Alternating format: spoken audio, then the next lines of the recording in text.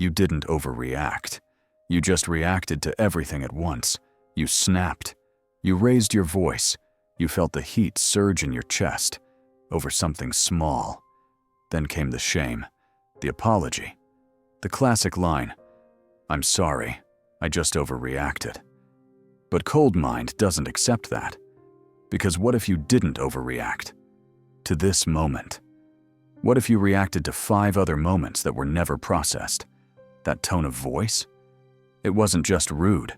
It sounded like your father, when you were powerless. That pause? It wasn't neutral. It was abandonment, rehearsed again. That simple disagreement. It triggered every memory of being dismissed. So no, you didn't overreact. You collapsed under emotional weight you never knew you were still carrying. And this moment, it was just the spark for everything else still buried. That's not weakness. That's unfinished circuitry. You're not too emotional. You're just living in a nervous system that never got to close the file.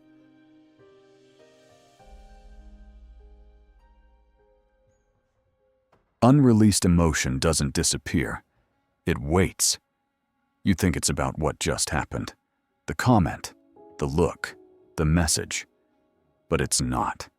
It's about everything that happened before and never got resolved. Because here's the truth. Unreleased emotion doesn't vanish. It nests. They get compressed into trigger points, waiting for the next signal to fire them. So now, every time a new moment carries just enough resemblance, that wire gets hit, and the entire emotional file opens at once. You're not reacting to the moment. You're reacting to the echo. You think, that made me angry. But it wasn't the email. It was being ignored in childhood. You say, that tone set me off. But it wasn't this tone. It was every tone that ever made you feel powerless. And that's the loop.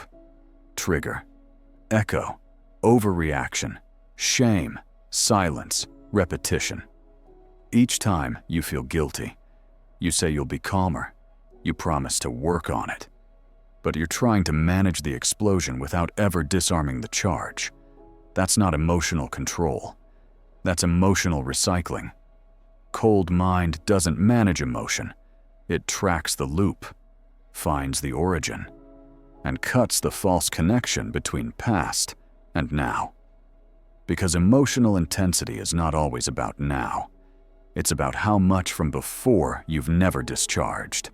And unless you name it, trace it, and separate it, it will keep hijacking your reactions and calling itself you. If it's too big for the moment, it doesn't belong to the moment. It belongs to a loop you forgot was still open.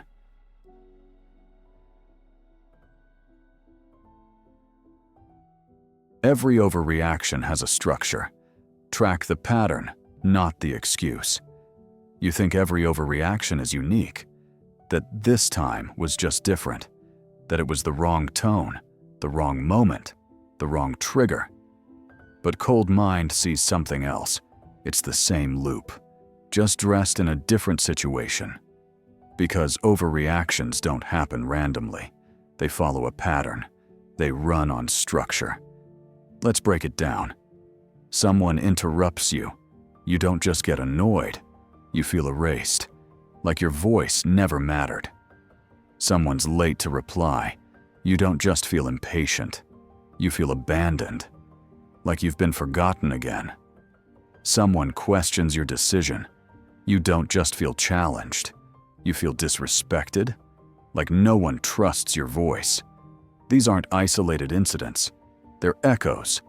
The present moment taps into a historical wound, and your nervous system doesn't know the difference. So it sends the full response as if the past is happening now. And what do you call it? Overreacting, overthinking, being too much. But that's not the truth. The truth is, you're re-experiencing the past through a trigger in the present. And calling it personality? That's the loop. It doesn't care about logic. It doesn't need accuracy. It just needs a match in energy. And once it finds it, boom, full release. Not because the moment deserves it, but because your body doesn't know how to separate then from now. Let's stop reacting. Let's start tracing. You don't need to control your emotion. You need to locate the loop that keeps inserting the past into the present.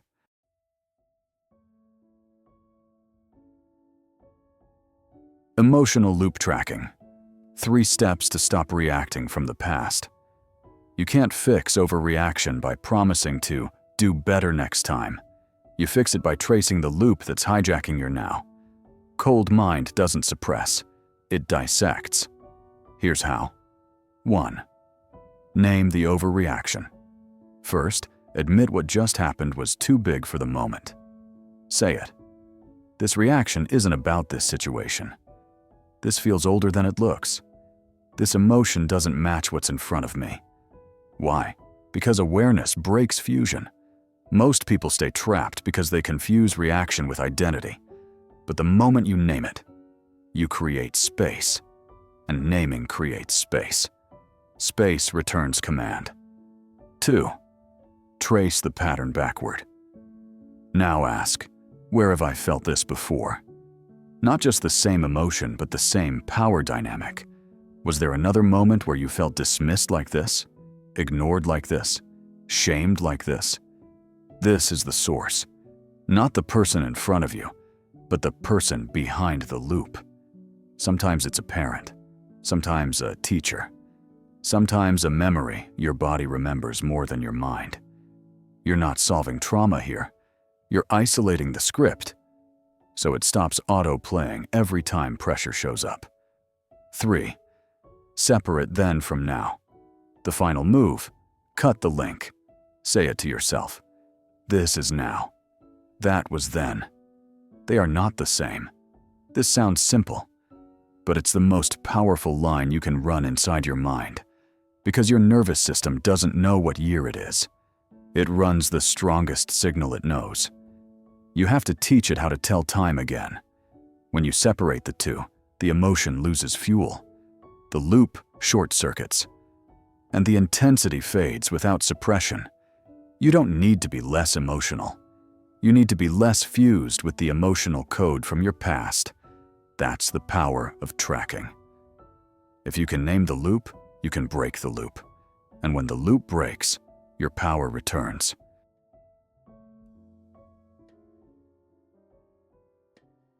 She was about to snap. Then she traced the loop. The email was short. Too short. No greeting. No warmth. Just facts. She read it twice, and rage started building. This is disrespectful. They don't value me. I give everything, and this is how I'm treated? Her body tensed. Her breath quickened. Her fingers hovered over the keyboard, ready to fire back.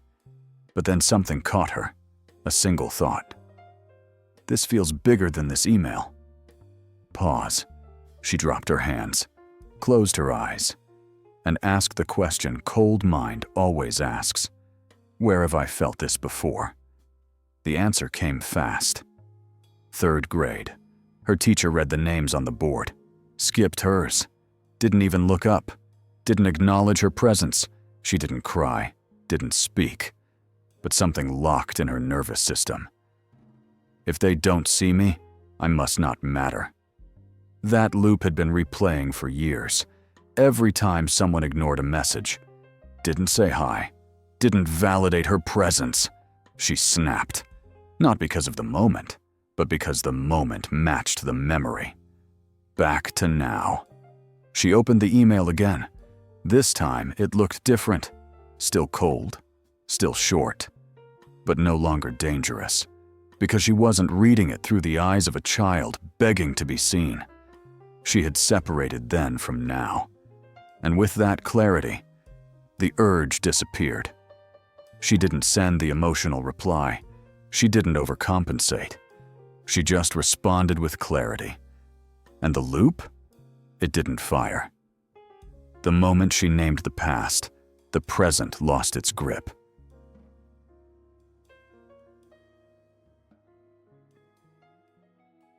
Final message. You're not too emotional. You're just carrying loops. You haven't closed. You don't need to suppress how you feel. You don't need to become less reactive. You don't need to apologize for feeling something deeply. But you do need to ask, is this mine or is this old? Because most of what triggers you isn't about now. It's about everything before that never got closure. You're not too sensitive. You're not dramatic. You're densely coded, layered with unsaid words, unfelt grief, unfinished moments that your nervous system still holds like live wires. And every time something touches those wires, you explode. Not because you're weak, but because you're full. Cold mind doesn't shame that. It just refuses to let the past speak through the present. You name the loop. You trace the source. You separate it from now. And when you do, you don't just feel less. You feel cleaner. Because clarity isn't the absence of emotion. It's the removal of what doesn't belong here anymore. In the next video, we'll explore isolation as a strategy. Why stepping away isn't weakness or escape, but a system reset for those who move by design. Subscribe. Don't shrink the emotion. Shrink the loop.